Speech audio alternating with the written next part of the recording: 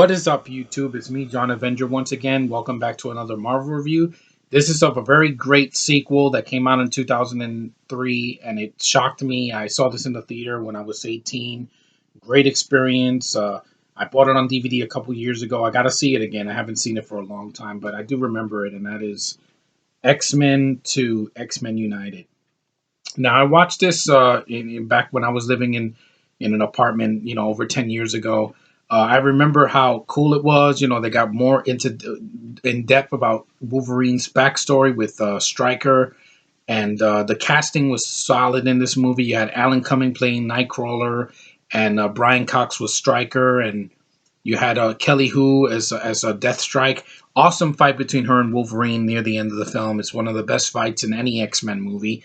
Uh, the one thing they screwed up here was the setup for the Phoenix, because at the end, Jean supposedly dies, and then you see like the image of the Phoenix, and they're like, oh, they're gonna set her up for, a Dark Phoenix saga in the third movie, and the way they did it was horrible. But I'll just talk about that next time.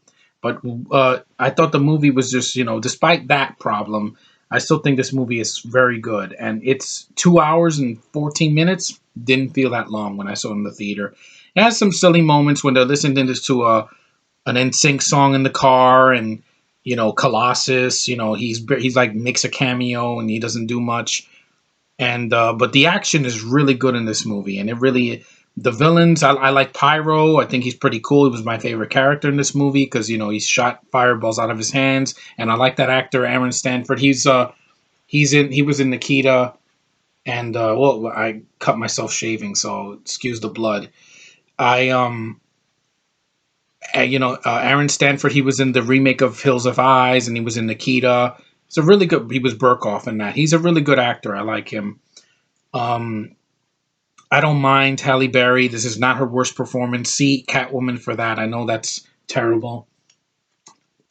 Anyway, this is a really good sequel. If you've seen the first film and you thought that, oh no, it can't get any better, it is a good movie. I know there's some people that are not a fan of this. They prefer First Class or Days of Future Past.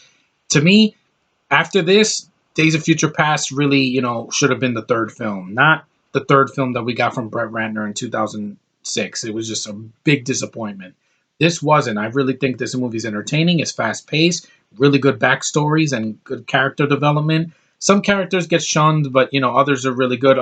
Mystique, it was good to see her back, and Ian McKellen as Magneto, and it was just a really good sequel. Bryan Singer, definitely, this is at the top of his game, and I think that it's one of the best Marvel sequels, before the Avengers came out. So yeah, and before Spider-Man 2. But good movie. Definitely would recommend it if you've seen the first X-Men movie or X-Men First Class or Days of Future Past. You should go back and watch this. I need to watch this again because talking about it was it was a lot of fun, and I got this cheap. I got it for like $5 at Best Buy. Really good movie, and I would recommend it highly. So that's my review of X-Men 2, X-Men United. Really good sequel, good follow up to the first X-Men from the year 2000. 3 years, and it was worth the wait.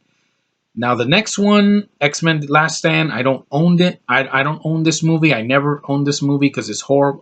It's just a big disappointment. But I'll talk about that in the next video. But X Men 2 that's where the series either should have stopped for a while, and then they should have done Days of Future Past should have been the third movie because it's better than X Men 3. But anyway, that's my review. Thanks for liking, subscribing, and watching. See you later, guys.